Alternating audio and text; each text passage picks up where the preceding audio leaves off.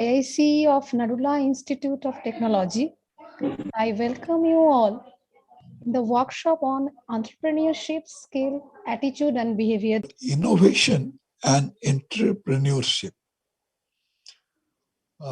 We always understand that entrepreneurship can only become successful with innovative ideas. There was a time when entrepreneurship used to be equated with hard work and doing things again and again, and be dedicated in doing something, utilizing all the resources, minimizing the wastages. That used to be the buzzword of the industry. But with the total development of various new disruptive technologies, now the only hard work and doing the same thing for a long time will not give you the expected returns. So it is essential to develop innovative ideas and go with the time, change with the time. So the skill is basically synonymous with practicing the same things and developing your skill in doing that particular activity. But to become innovative, you have to change your attitude. And you have to develop your behavior. So that is what this workshop is about. That while you build up your skill in doing some specialized activities, you have to build up your behavior and attitude to grow innovative ideas. Okay, I welcome all the participants to this workshop, and I welcome the speaker, and I am certain that he will enlighten us on these aspects of skill, attitude, and behavioral development, and give us a lot of inspiration for the future. Thank you. Thank you, sir, for your speech. And now I just introduce, this is my privilege to introduce today's speaker in this workshop. Mr. B.P. Patanayak, currently the CEO of CGU Incubator, Odisha. He's an MTech in Energy and MBA in Marketing. He had started his professional career with the engine and generator tycoons like the Cummins and Perkins Asia Pacific. Way back in 2004, as a business promoter executive, and always been keeping a diversified interest. He nurtured his interest of teaching in one of the premier engineering universities of Odisha for a decade and spent most of his time with the development training and project consulting with the students, being an integral part of everything he does. Later, bringing more diversification in the career, Mr. Patanayak joined MSME Government of India Technology Center as a project consultant for deploying various government projects in rural clusters and to project with the Industry 4.0 and smart manufacturing. Mr. Patanayak being keen in bringing sustainable livelihood into the rural clusters of India. In that go, he had surveyed more than 100 villages in Odisha and Jharkhand to understand the opportunities of livelihood generation and its energy dependency. He had been integral in deploying 2 smart villages in Odisha with successful cyber physical social model. He has mentored more than 15 startups and working at grassroots level towards making Odisha and Eastern India a startup hub. He has been working with Head Start Network Foundation, Bangalore, as a volunteer to nurture and promote the entrepreneurship skill. Now I welcome sir in today's workshop.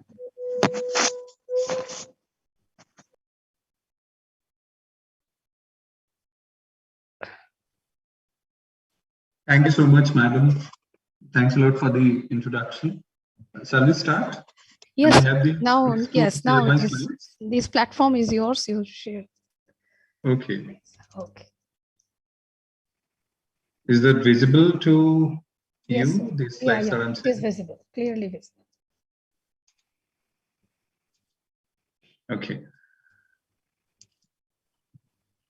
Good afternoon, everyone. This is BP Patanayak, the Chief Executive of the CGU CV Raman Global University Incubators. Here we have been operating with 2 incubators from Government of India, one from DST, NIT Technology Business Incubator, and the other from NIT Aayog, Atal Incubation Center. The topic that has been there given today under the Institute Innovation Council is entrepreneurship skill, attitude, and behavioral development. I would take this keywords in a different context instead, simply letting about what conventional has been happening and what sort of updates required in this, then there's key essential, action items are like what sort of entrepreneurship skills, what sort of attitude, and what sort of behavior development has to happen to meet today's context of the world. So there's a huge, buzz running all over the world called VUCA. VUCA is something which has been utilized earlier in U.S. armies. When there were a lot of Cold War happening all around, and people were kind of very, very targeted on each other to win the war, to rule on the other. So they were doing things very unexpectedly, doing things out of world, attacking people uninformed without having any even guesses. They used to attack each other, and sort of things were coming out of as Cold War, World War, and all that. So those keywords, which has been very negative, those words which has been very negatively utilized at in the world at a part of the global development. Now it has been perceived in a very different and prospective way of understanding the VUCA now, which is utilized for the growth of the various global corporates and simultaneously other organizational aspects to grow. So we will talk in this version because it's not a very comfortable time to discuss. We cannot just comfortably discuss as a theoretical approach or as a very basics of understanding entrepreneurship skills or behaviors required, or the kind of competencies somebody required to meet the current ever-changing, fastest changing world. So what is VUCA? VUCA is something, it's a buzz brought together from the VUCA, and V stands for volatile, U stands for uncertain, C stands for complex, and A stands for ambiguous. If you look at these words, those have a very keen relevancy with the world that it is rolling now. The world today is very volatile. Volatile as in, it's very sudden, it's very emergency. You cannot predict that something is going to happen. So that's the world today is. Uncertain. You never know what is going to happen tomorrow. What is going to happen in a week's time later. Complex. The things has been so complex. The life was earlier very simple. Now, a lot of technicalities, a lot of worries, a lot of needs, desires has made life very complex. So we are not going to the basics of needs and desires, but rather the technical aspects of the professional life, which has made life very complex. Earlier, it was just dusters and boards. Now there are a lot of devices and gadgets we are going with. we feel like life is being converted very simplex, very, very easy. But to manage this many devices, this many, digitized gadgets, digital usernames, passwords, there's bios, retinas, all those things makes life complex. Go assuming that life is going to be simplified, easier, ambiguous. We never know sometimes if X happens, then what would be Y and Z options with me? Where should I go? What to do? So life has become like easily complex now, easily volatile now, easily uncertain and ambiguous. We have been into these four words every now and then when we, when we start pitching outside of home, and even home at sometimes when we are a part of because nature also responds very drastically nowadays. So you cannot be exception out of it, even if you're there at home. So to understand this VUCA world and its dependencies, we need to understand this very neatly to prepare ourselves into the professional world. Maybe the students who are preparing to have a career, or maybe after the studies, they are preparing for the corporate world or starting something of your own. You have to understand your world, which has been captioned or summarized to be called as VUCA. So VUCA is a concept, as I told, it has been brought from US Army. Now it has been utilized in organizational development, career development, managing the disasters, managing the emergencies, and all that. The volatile, uncertain, complex, and ambiguous VUCA world, there are different organizations look at this VUCA in different aspects. VUCA is not same for all verticals, all sectors, all phases, and all ages of life. So VUCA varies from phases to ages to sectors to verticals. So there will be these will determine, because these are the evaluators, these are the parameters which decide your sustenance in what you are existing for, in what you are doing now. And if you couldn't able to meet this VUCA, it let you perish out of the competition. It let you perish out of the business. It let you perish out of the sector and focus that you have been working in. So if you look at the organizational point of view, this VUCA is not going to be same. And how to deal with this VUCA is that what experience you have and what competencies you have with you. And the experiences that we have, if I say that somebody says that, yes, I have 30 years experience, he carries 50 years experience, somebody carries 40 years experience of handling this, handling that. But are the problems also conventional? Let's say I'm having 30 years experience and somebody else is having 5 years experience. I would say with a screen of having 30 years experience in my career, I don't understand. Recording in progress. What is the new problems that are coming up in today's world?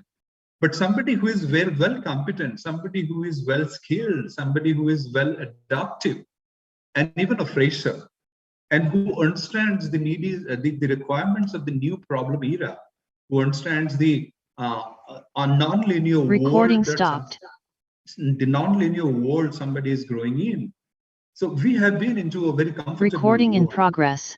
Our seniors are, the biggies in our companies, the biggies in our organizations are having a hell lot of experience, but they were into a very comfortable world. The world has been very simple for them. Wake up, put on your dresses, come to office, do something very easy, go back home, get along with your family, and have a very good night's sleep, and then come up in the next morning.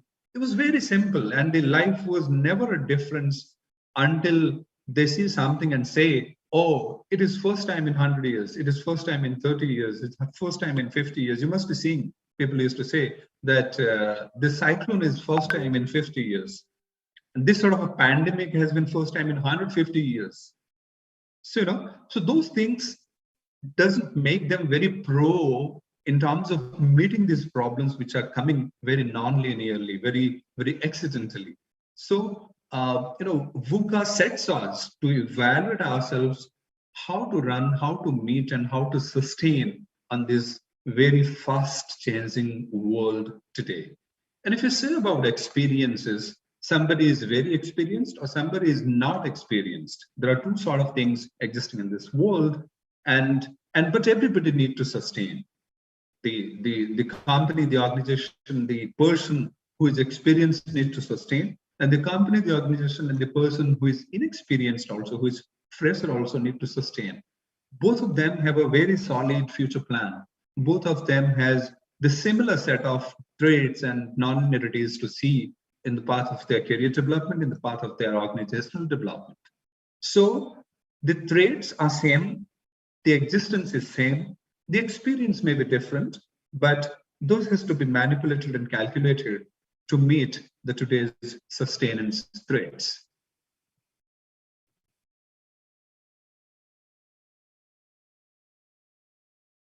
What is volatility? Volatility is something which suddenly comes up. You must have heard last year, a couple of years, we have been seeing cyber attacks. We never know, in the midnight, the cyber attack happens and the complete machinery stops because of it. The railways stop, the aircraft stops, the energy stops, transportation, then your banking stops, your economy comes to a halt, your stock exchange stops working. A lot of things, because the dependency is data, the dependency is digitized, dependency has been so much digitized. So when you paralyze something out of blue, things comes to a halt. So that's called volatility. So the dependency, earlier the life was very simple, and now the life is very much digital dependency. This makes your life easy when it is okay, but this is not so easy when somebody creates a cyber attack like a volatility into the easy, precise, minor system that we are along with in today's world.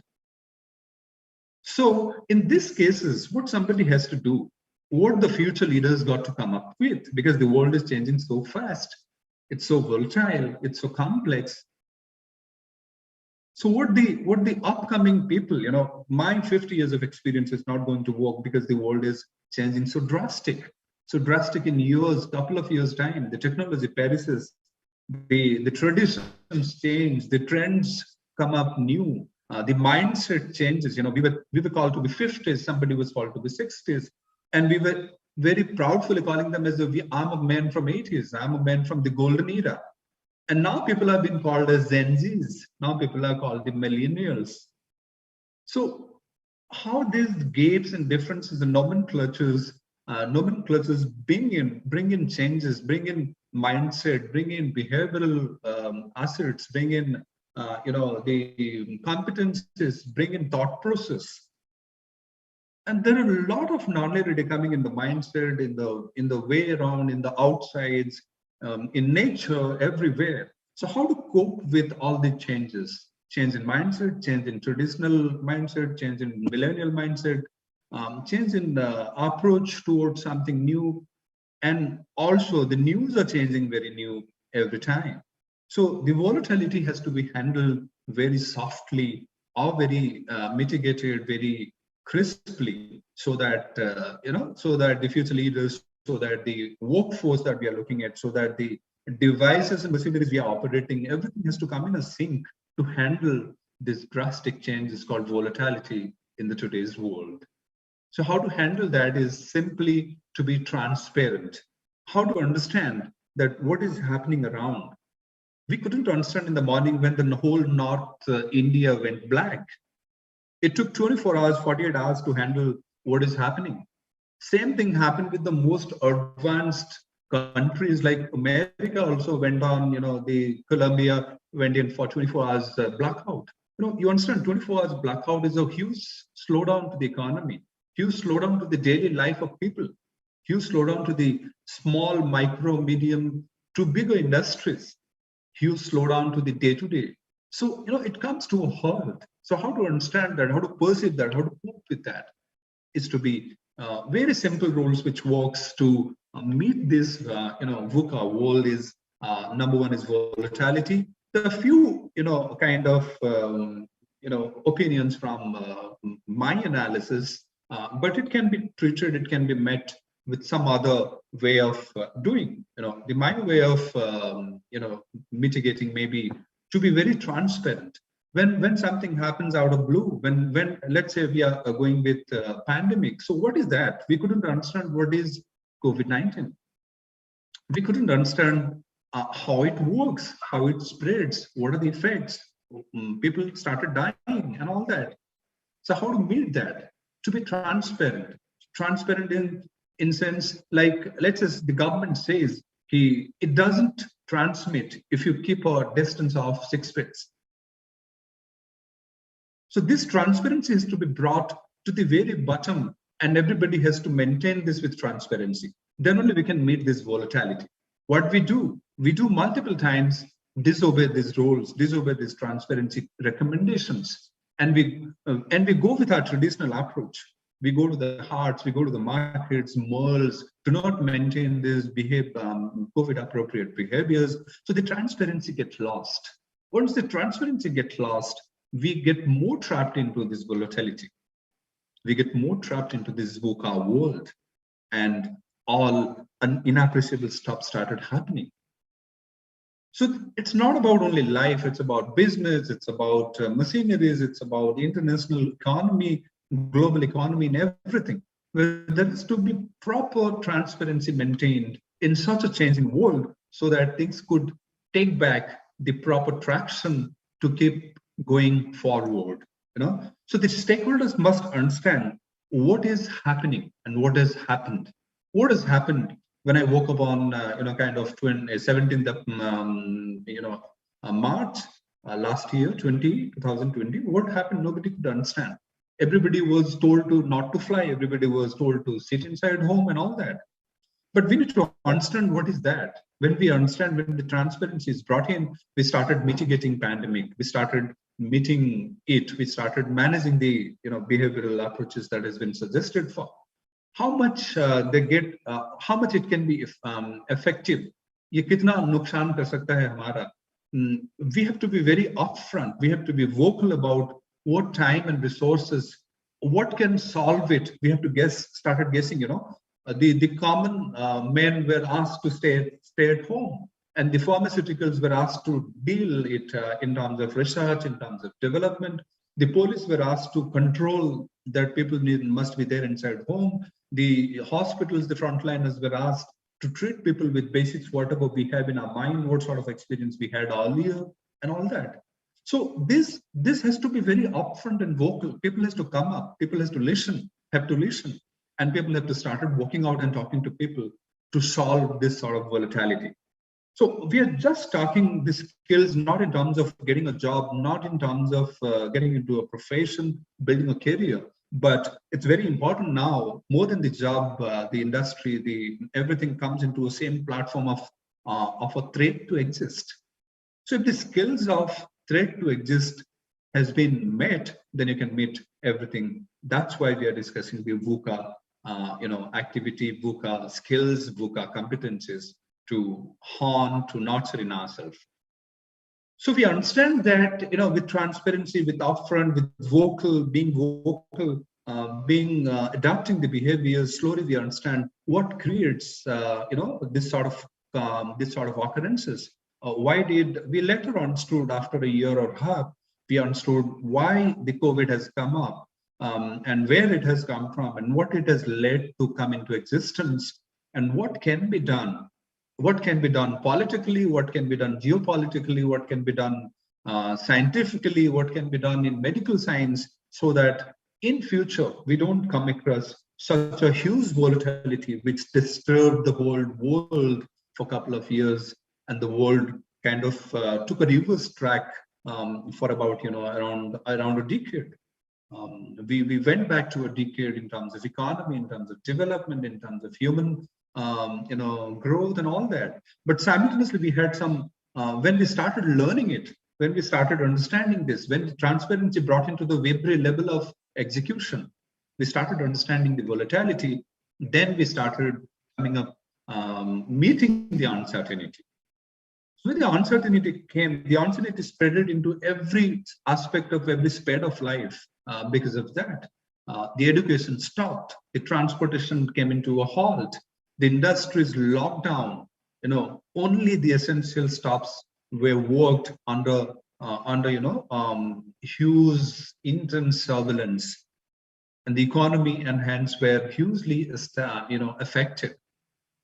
So what we needed here, what sort of approach we followed in this sort of volatile, uncertain world, is that during pandemic, you must have seen there were no chief minister, there were no prime minister, there were no there were no hierarchy being followed, and everybody who could do something of appropriate to deal the problem came in and worked to mitigate the uncertain, unprecedented problem. So build your leadership. What are the take homes out of such such experiences, and how to prepare yourself? Because this sort of uncertainty and volatility has become very frequent nowadays in the world. So how to build us to mitigate such issues in future is a non-hierarchical leadership team. There is no hierarchy in the leadership. We work in a team. We work as a team member. So we given more efficiency. If I say no, there is a meeting on pandemic with the chief minister, and only I need to go, and I'm on leave and I cannot go, and this, that, and the red tapeism and the hierarchy that has killed our process should not be there. So in this sort of emergencies, there should be a non-hierarchical leadership team who should be working in. And the leadership team has to be built with huge analytic, creative problem solving, and flexible, of course, because under these threads, we cannot say on the pandemic that we will work only 9 to 5. If the hospital and medical frontliners would have told, no, I'm getting overburdened, I'll just work from 8 to 5 or 8 to 4 or 9 to 5 or sort of that. So we need to prepare ourselves to be very flexible, to be very problem solving, to be very creative, to be very analytic, must learn from every minute and prepare for the next minute. Complexity may be one more self-conceived issue that we have brought into our life from decades of growth in IT, growth in electronics, growth in all those technologies which made our life simple on a spade, but in a total, it has brought in a lot of complexity into our life. So what sort of complexity it has been brought in? How to simplify your life? How to jot it to be managed? So for that, you need to understand the complexity. You have to understand where it has been routed from, simplify them, segregate them, understand them one and one, and then sum it up for your kind of a life structure, your kind of a profession, your kind of organization, how to simplify these complexities. And who could lead to handle the surprisingly coming up complexities? The guys, you must be knowing, in traditional working culture, there are a lot of people who just take the problem and sit down for 2 days. We'll see. Who just take the problem and give it to his steno and say, just understand it and make a abstract out of it. It's not required now. It's very threatful now. If I'm seeing the world very changing, and can I, if I get an order, you got to act on it in the next minute, can I just say my assistant, he just read it, make some points, mail it to me, or bring it on a paper, and all those traditional methods. So those guys making the complexities more complex. So we got to sort out this sort of folks who keep practice of making complex things more complex. And something we got to look at what we can very well control and what are beyond our control. What things we can control. So you got to develop competencies for what things you can control. And what things you cannot control, we cannot just say, oh, hum to ye nahi kar sakte. This thing is beyond our control. This thing is beyond my purview. And how would I do it? Let me keep cool. This is not possible.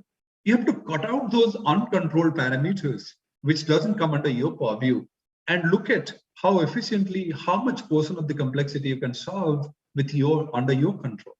Determine the non-negotiables. जो नहीं हो सकता आपके हाथ, उसको side में रखो. Solve the rest of the part. It will be seeming less complex than earlier. What's ambiguity? Then these sort of things which leads us into 2, 3, 4 options, and we could never get to understand what to do in such a circumstance is called ambiguity. And when these things started happening very fast, even if you just look at a scenario of a fresher who is joining the job, there is a huge demand on the workplace, and there is a huge gap in the demand in the workplace and the kind of learning that he has in the academics earlier. So he comes into an ambiguity. What should I do now? Shall I learn? Shall I join upgrade? Shall I leave and take a sabbatical to read something, come back more skilled? What sort of things I should do? And people leave jobs, people get less competent and all that. So this sort of ambiguity is also to be handled, which are coming out of the VU and C, the vulnerability of volatility, uncertainty, and complexity. It leads to ambiguity. When we start managing the volatility, uncertainty, and complexities, the ambiguities will narrow down. So how we can handle the couple of points which can be understood and can be thought of more further. So the managing ambiguities is going to be the norm for a while, and what sort of things can be adopted to manage the ambiguities. So it has to, again, kind of things called transparent, kind of things called deputations. Delegation has to be very clear so that the ambiguities at any level of execution narrows down. Teams, they won't be always have all the answers for them. As a leader, I may not be having always an answer for all the problems. So what should I do there? Instead, spending time, complexing things, because I'm the leader, I'm the senior, and I cannot prove myself unupdated. I cannot prove myself having no information. I just, spending time, this may be like that, this may be this, or this might have been this. But what to do is not very clear. So in that case, what we have to do is they should commit to sharing what they know. Buddy, I know this much about this problem. Let us search more and work together to solve it. This has become very tasky to understand the problems also. Earlier, we were given with a problem. Okay, this is your problem and you solve it. This problem has been given you as a task and solve it. But nowadays, the problem comes up every second new. The leader, not the follower, not the team members, nobody understands this. So what are you going to do there? You cannot be just the head of the team and just keep spending time exploring that and then come to the next level. No, we have to sit together. We have to update as much knowledge I have and bring it to the team to understand, bring it to the team to solve, bring it to the team to join the dots and try solving what can be done further, clarify the ambiguities. Okay, so when we involve them with whatever minimum information I have, we can dig into getting the complete information and analyze and work on it to solve the ambiguities. And also the commitment of the whole team members come in and join the leader in this sort of an approach. But if we spend time just managing myself to collect information, to keep the superiority and then delegate, depute the work, then you can never be out of the ambiguities. The clarity will be very hazy, very foggy from the very top level. So the clarity cannot reach to the very grassroots, very, the active participation cannot happen at the ground. So the outcome would be correspondingly very ineffective. So the leaders, heads of employees changes, they must adopt new things, create support and compliances. Whatever problems coming in, whatever compliances you have to supply, you got to bring them together, create a support, take support from your subordinates, team members, and also let them realize that they're not alone. They are not taking the problem wholly. You are not just throwing a set of problems with them and ask them to solve it, otherwise leave. So, this sort of things bring in uncertainty. So you always should let them understand that, yes, I'm there. The team is there. The organization is there as a backup. You can explore, you can experiment, because things are new. Somebody has to be allowed to be in that comfort to explore, experiment, and solve the new problems. So the no hierarchy will work there. No, bossism will work there. So the team formation and execution becomes very different. The team members has to be very much accessible. You must be very accessible to them also. So we call it as a buddy system. We call it as a friendly team environment to meet this sort of VUCA traits in the current world. This is just another derivation out of VUCA. Dealing VUCA with VUCA is understanding the frequently changing traits in the world. Earlier, we used to set the vision of the organization, vision of the life, vision of the team to be very fancy, to be very theoretical, to be very thematic. But nowadays, what we do is the vision must be very futuristic. The vision must be very pragmatic. The vision must be very ramp up kind of with respect to the changes looking in around. So the vision must be very technology adaptive. The vision must be very feasible. The vision must be very viable. So all these things has to be set. So while setting the vision of your organization, your career, your community, your home, it must take in all those VUCA parameters and set a vision with respect to VUCA. So the vision must be reformed. The vision must be revised, and it should spark motivation, force internal and external identity, effectiveness, all those new team spirits, new activities, new adoptions has to be there in the vision which is set. And understanding of the vision again, understanding the connectivities inside the components which sets the vision, make them transparent. Everybody has to be onboarded to the same level. How to meet the vision, reflect on the context, think, plan meta-strategically. Meta-strategically means all levels of people getting involved, all levels of people coming on with certain ideas, all levels of people going back with certain responsibilities and coming back with solutions. So that comes from when the vision of the organization, vision of the family, vision of the career has been understood well, has been transparent, has been less complex. The interconnections were well understood. So there comes a very harmony, very disciplinary skill sets, groups, teams working in the various verticals and aspects of the vision. And whatever changes comes as the verticals and aspects have been very specialized by teams. So the changes can be well embraced and can be brought in with very smooth and affordable reactions whenever we see such changes in the world. And definitely it will carry forward to simplicity. The clarity brings in simplicity. So focus on what counts and what it's really about. When you understand that, the clarity is transferred to all levels of the workers, all levels of the hierarchy. So there is a trust developed for the company. There is a trust developed for the leadership, transparency brought in the group, and everything multiplies. It may be energy, it may be force, it may be effectiveness is multiplied multiple times. And the adaptability, agility, flexibility, all those things increase multiple times, which brings in a lot more efficiency into the system. So these things are very much vision, understanding, clarity, adaptability, and agility to be brought into our skill set, into our behavioral outcomes, so that this changing world can be brought together and met with. If I need half a day, if I need an application, if I need a mail, if I need a message to be answered to meet my bus, then the nonlinearity, the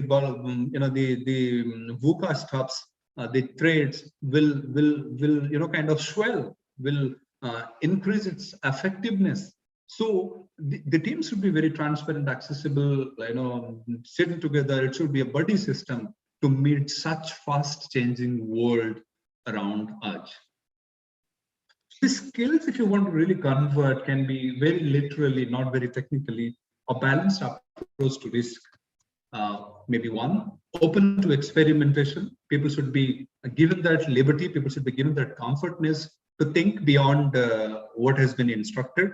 The deputations, delegations should not be very crisp instructions. but it should give a room for the people, give a room for the team members to experiment and comfortable with the uncertainty. They could also imagine some sort of uncertainty, some sort of flexibility to be brought in to meet the uncertainties and all that.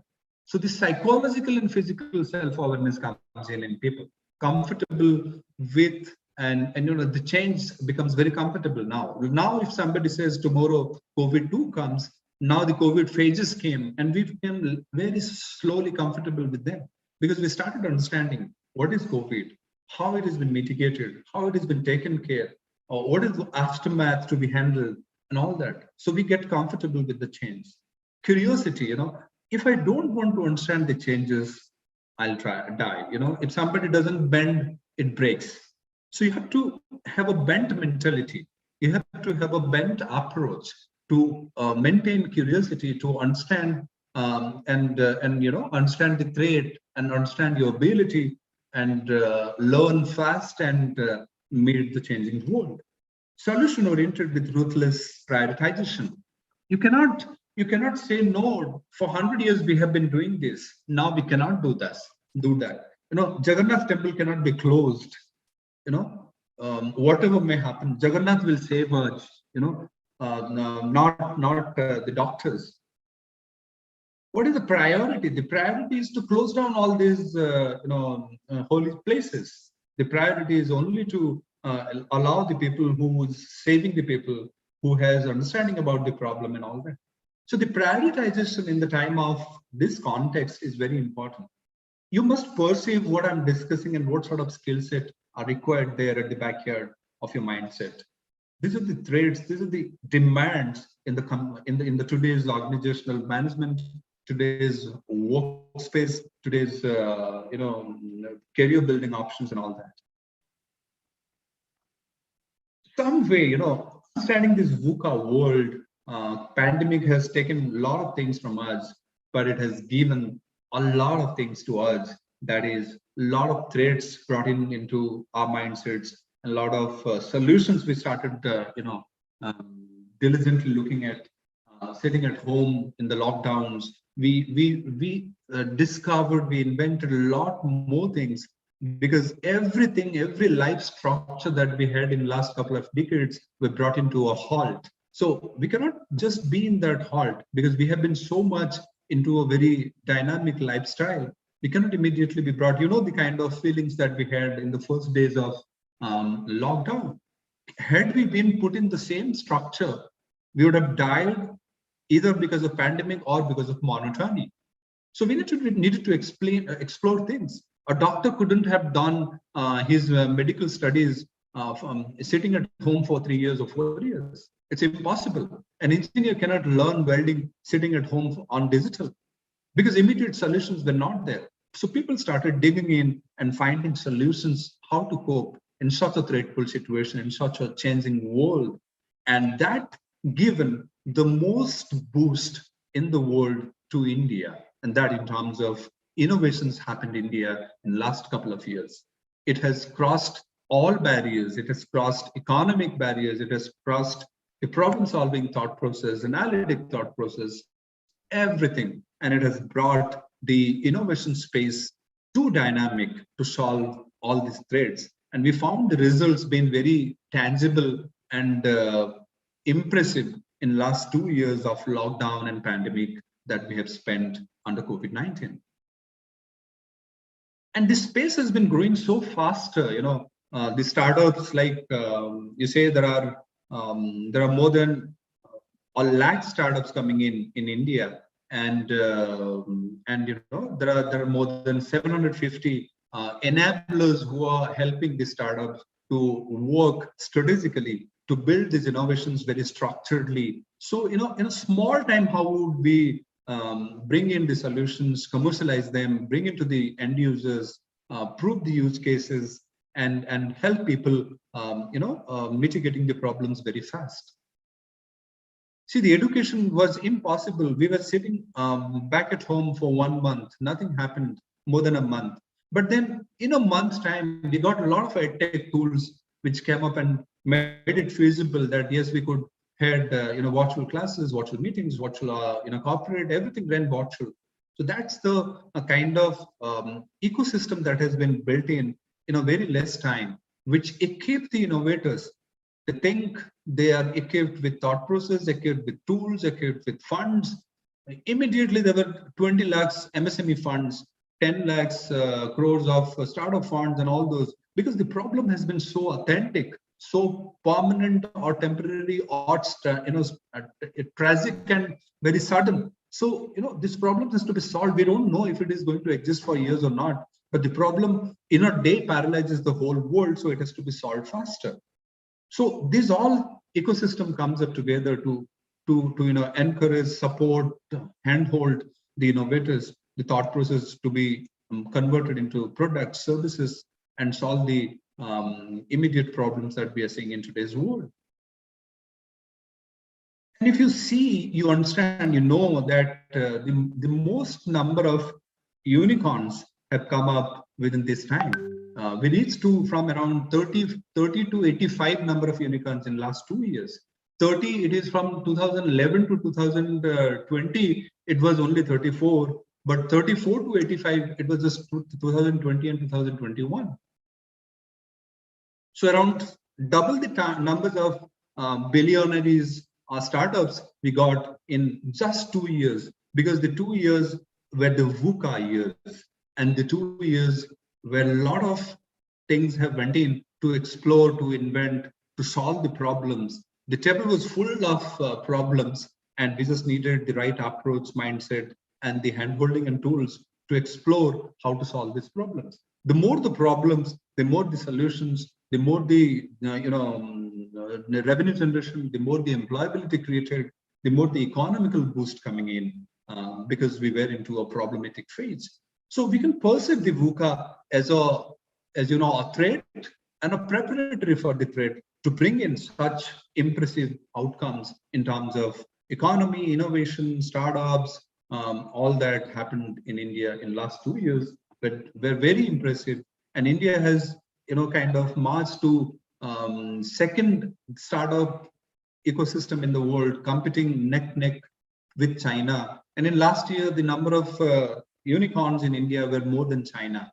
So those are the things. So we are putting more money into this space to allow these students, youngsters, and people with experience to come in with various problems understood, the validity of the problems, and explore and invent solutions for that, marketize that, commercialize that, and bring in solutions, bring in a fund, bring in employability, bring in knowledge utilization. Not just that, if you look at, in 2004, there were 50 billion USD released out of all startups in India. But now we are looking at around 500 billion. See, it is just 10 times. And the time gap is only 7 years. Within 7 years' time, the startups have sown that dare, the innovators have sown that dare. The revenue generation can be 10 times by the startups. And if you see this 500 billion, we are just looking at 100 unicorns by 25, which is already achieved. We are at 85, maybe in 2020 only it will be 22 only, it will be 100, or by March it will be 100. You don't know, every month there are 5 to 7 IPOs, 5 to 7 unicorns and all that being generated.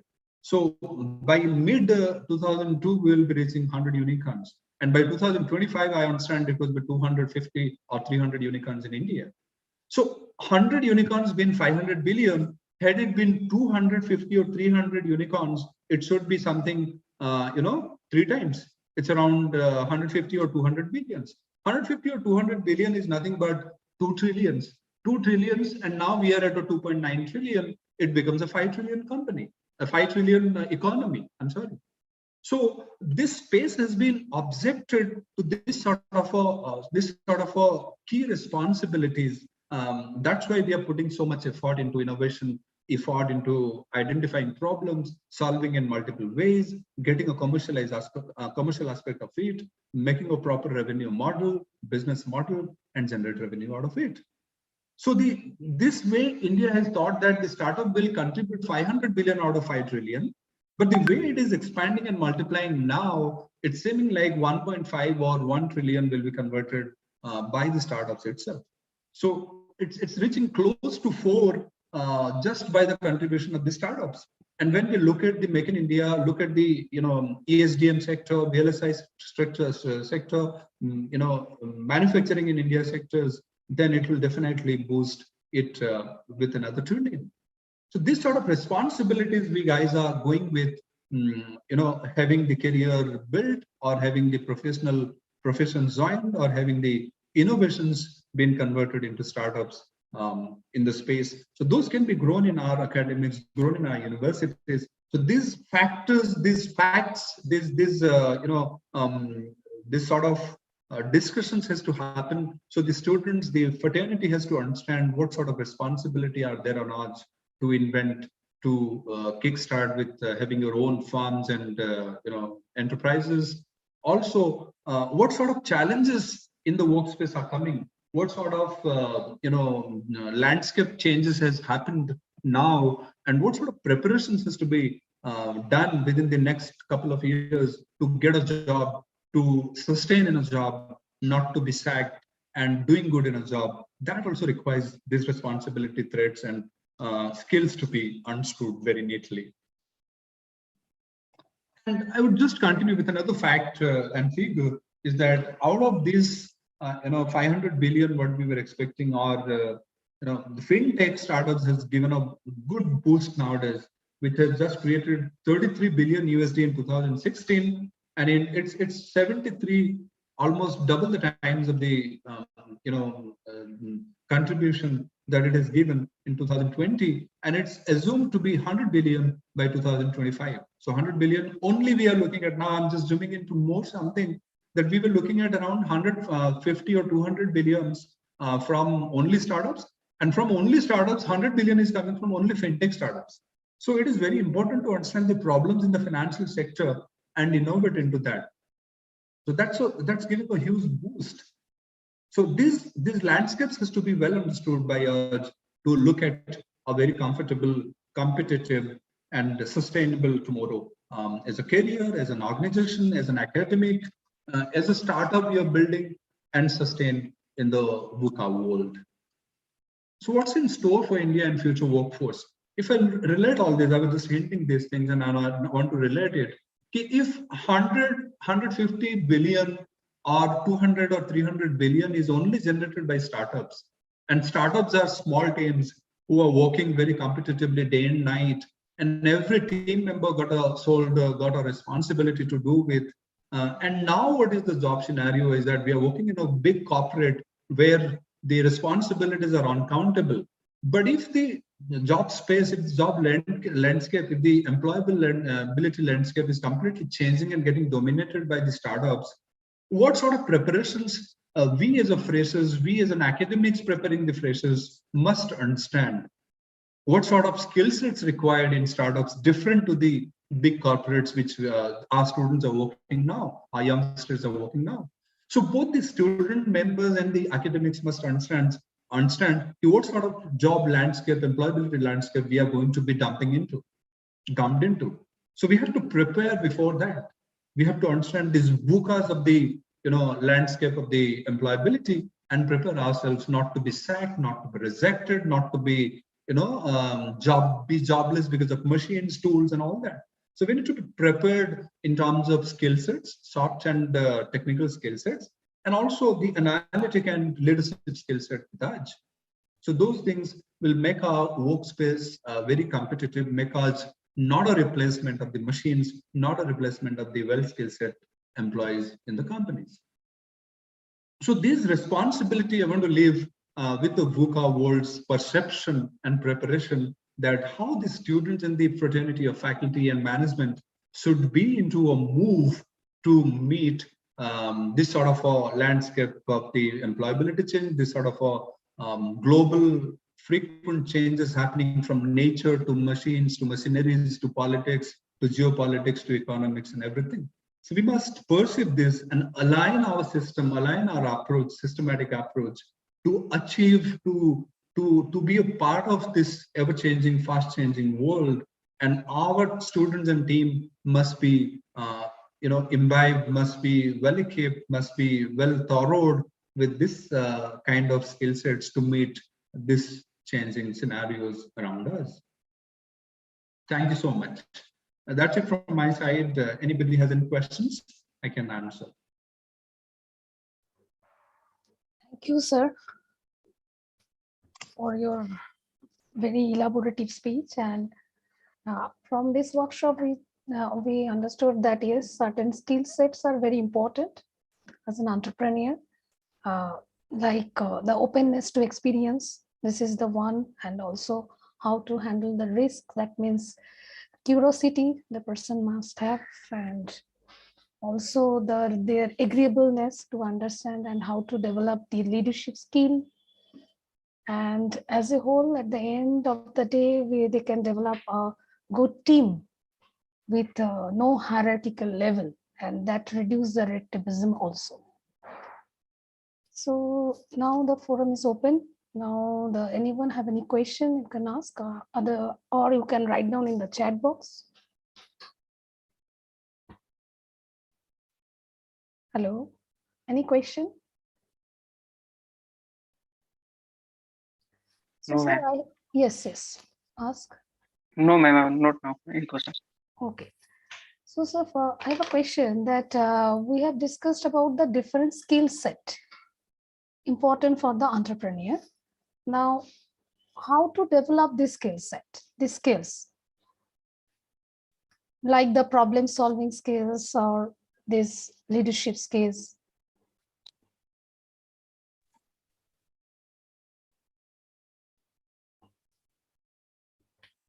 Sir, you are muted, sir. Unmute yourself. Yeah. I unmuted. So, let me go for the problem solving skills. Problem solving skills, it has a very structured approach, starting from looking at the problem, understanding a very valid problem, understanding various, competitive sectors, like what today's world is looking at, what sort of problems we are looking at, what sectors have been dealt there, and what is a valid problem. A problem shouldn't be something that I realize, but something which a huge mass is being into. The intensity of the problem is very huge. Everybody is facing with it. So there are some validation parameters of the problems which validates that, yes, this is a sustainable problem. This is a very powerful problem. This is a very problem which, if we are searching some sort of solutions, a 50% solution will also generate a lot of commercialization, generate a lot of kind of relief to the society or the end users and kind of that.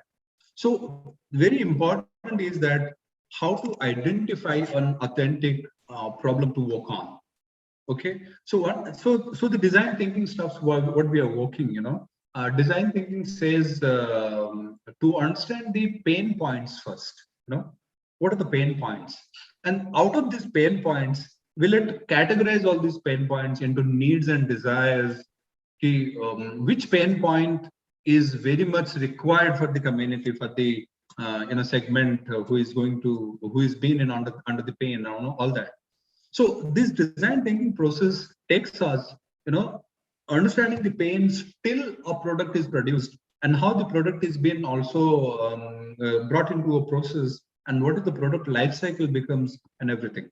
So we focus more on design thinking to understand a problem and a problem to need. And need ko hum evaluate karte hain ki in terms of other parameters like desirability, viability, feasibility, to take it to as a product and commercialize.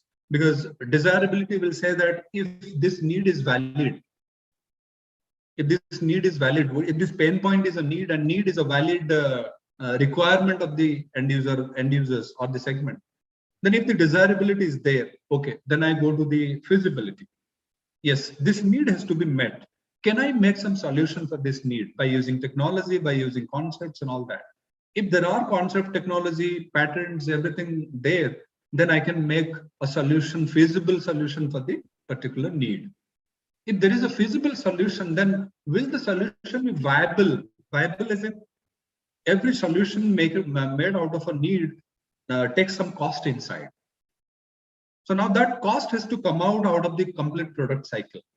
If I'm making a product, it has to come up with a profit so that I make more product. It has to be accepted by the end user segments, and it come with a profit. So I make more product and sell again to the segment. So if there is no viability also, we cannot make a product out of it. So starting from the pain point understanding to a product, commercialized product, we need all this very strategic and design approach to understand the nitty-gritties of every step and take it forward. So the failure rate is narrowed down. No? So it's again, design thinking is again a very vast concept and class. We can some other time discuss. If you talk about the other question was, one is this one and the other one is team or something you asked? Yes. How to develop this team culture. That Yeah. is hierarchy, no hierarchy. No hierarchy stuff. Yes. Because, you know, it's a, startups are normally the disruptors, you know. मेरा ज़्यादा दिमाग काम करता है उसमें, then assets, then resources, then my parental fund and all that. The person who thinks about it, he doesn't have a very good economical background. He doesn't have a very good resource. He's not from IITs or NITs or something. He may be from anywhere with no, you know, the conventional business making parameters, conventional business making supports, kind of that. It just has a thought process, just has a disruptive idea. This problem can be solved like this, and it can take to this. So how he can come up with?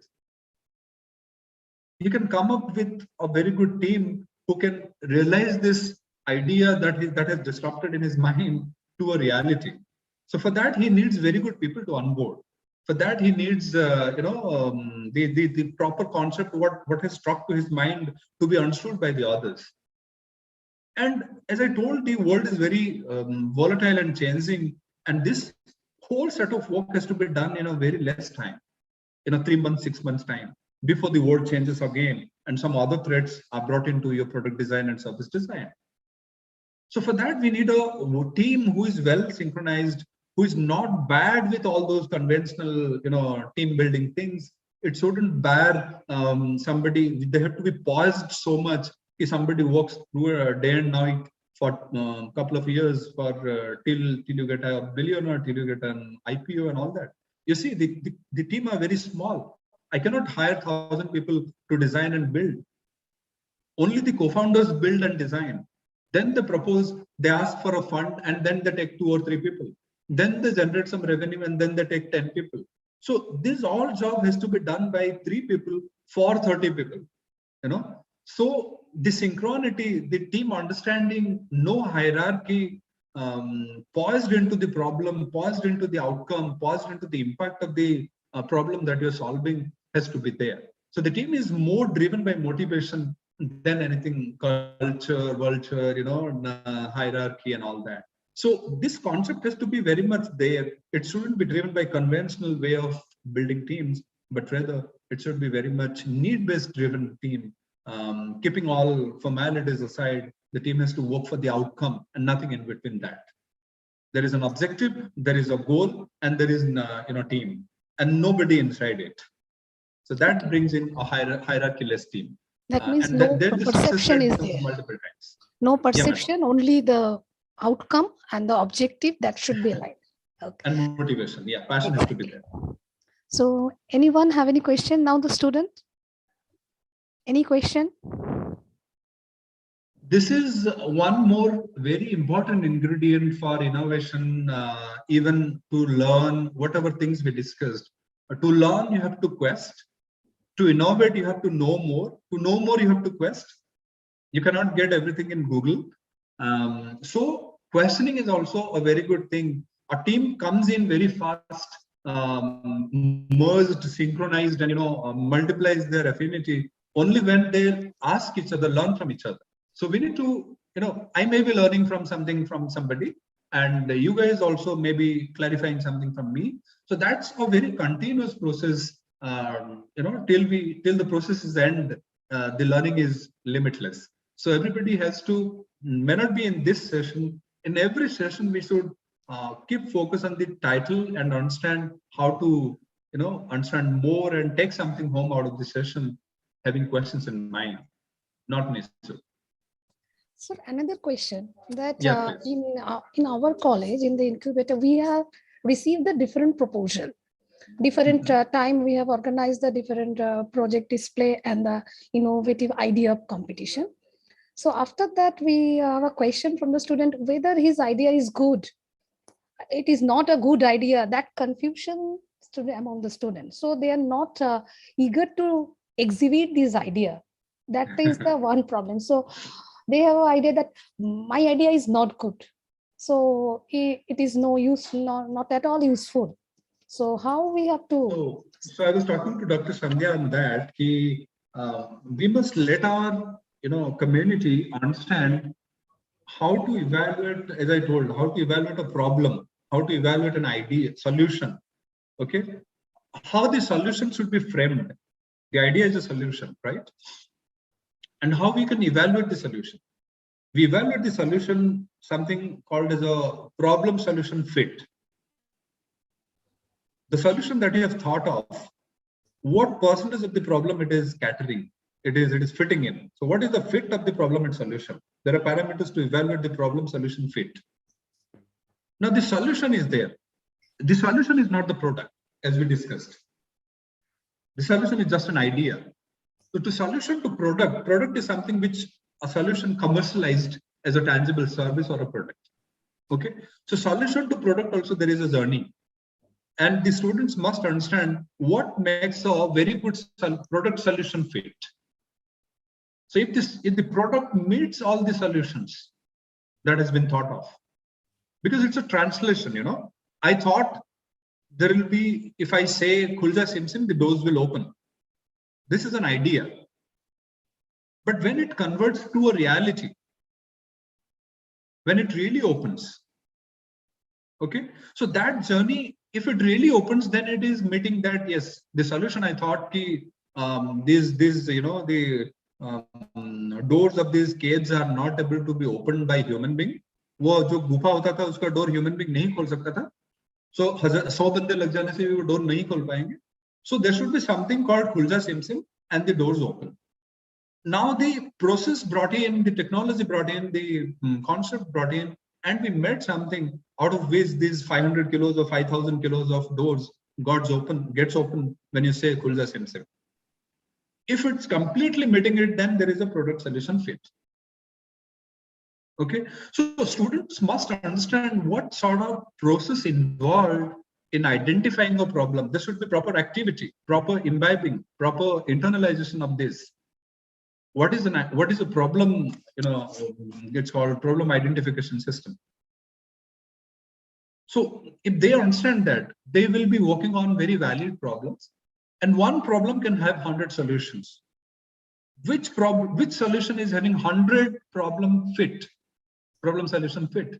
All 100 solutions are not addressing the same problem in 100% way. So 1 or 2 or 3 solutions address it.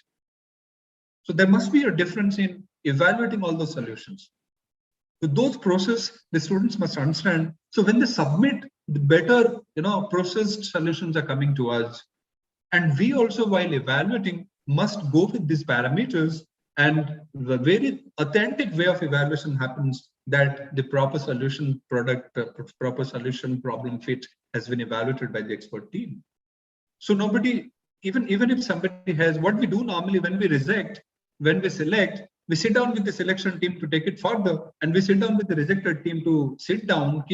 What were the problems in defining the solution, in developing the prototype, why he has been not shortlisted or been rejected and all that.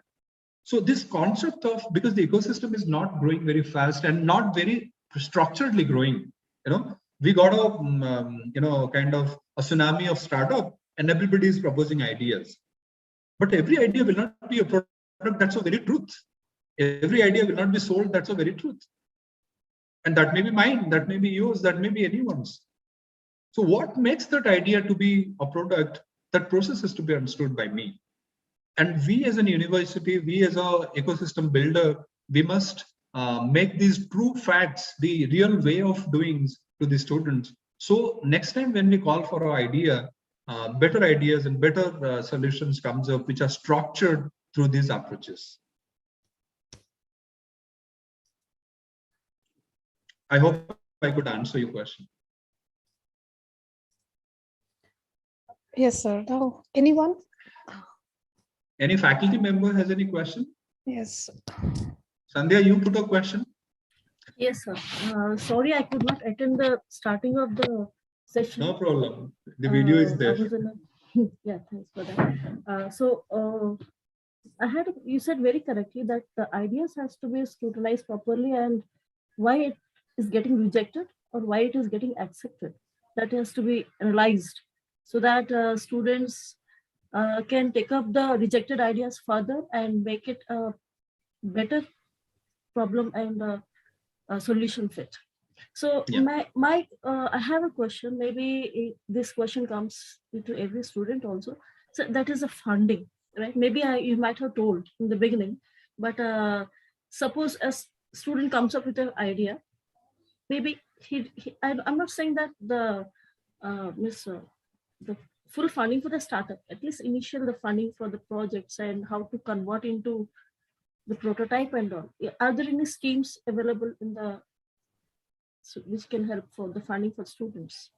Yeah. There are a lot of handholding. You know, if you consider 10 years back and now, there are a lot of handholding available for every level of innovations to be encouraged to the next level.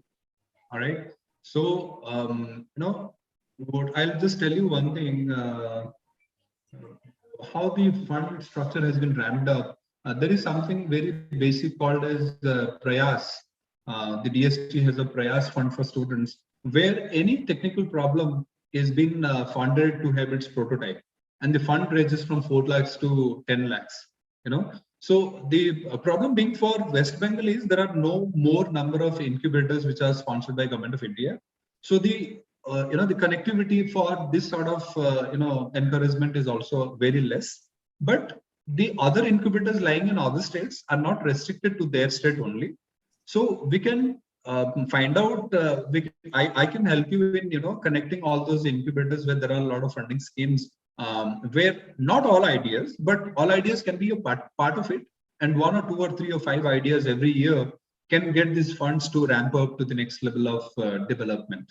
So there is one more fund from DST called Entrepreneur in Residence. Like, you don't need to come to the incubator. You can be there in your institute and work for your prototype development. It's a 30,000 rupees for 12 months, around 4 lakhs rupees. And there are a hell lot of hackathons happening on different sectors and focuses. If you're building good, definitely you will be a part of those and get those funds. And it's always false that all ideas will not be boosted by fund.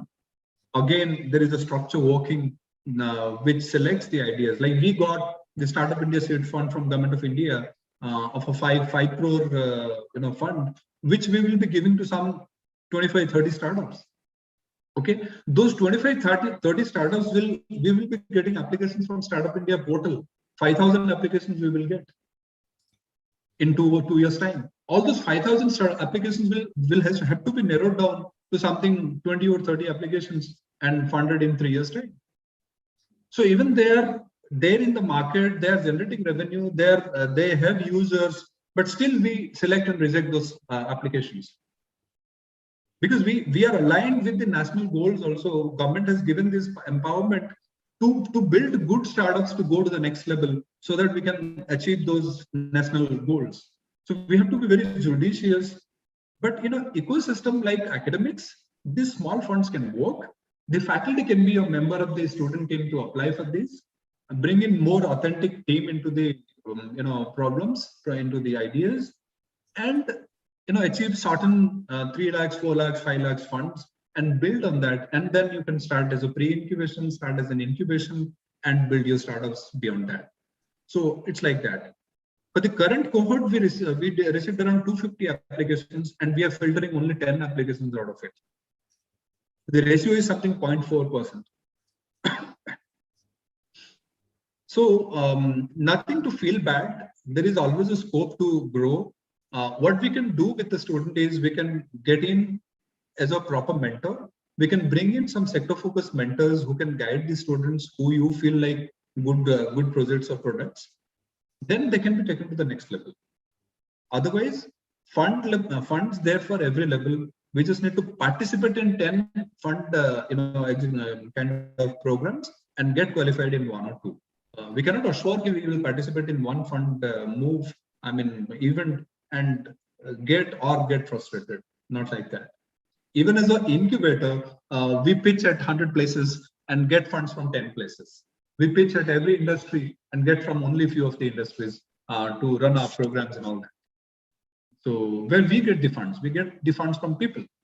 So we have to pitch people 100 times, 100 places. Then we get from 2 or 3 or 5 or 10 places. So it's never 100% success, but you have to keep on doing and also building a product very competitive. And there are ways of building the product. As a लोग कहते हैं कि मेरा idea सबसे अच्छा है, मेरा product सबसे अच्छा है. No, you have to do proper competitive analysis. How the problem is being solved now. What are the different other methods to solve these problems? How they are good or bad compared to you? And what are their market stakes? What you will cater in the market? All these things bring in more clarity, to get funds to you. So what I suggest is these basics has to be understood by the fraternity as faculty members and also by the fraternity as students, so that we ourselves come up with a very competitive product on the table before we get selected or rejected. Yeah, thank you, sir. I got the point. Thank you so much. Yeah. So any further questions from the students? Anyone else would like to ask, sir? Ma'am, CST department doesn't have any option in the G form. It's under the CST. We have changed it. We changed it. Yeah. So department, under which department you are, you just put that option. Ma'am, CST is not there. Check again. CST fall under CSE. Yes, so you have to put the CSC. Okay.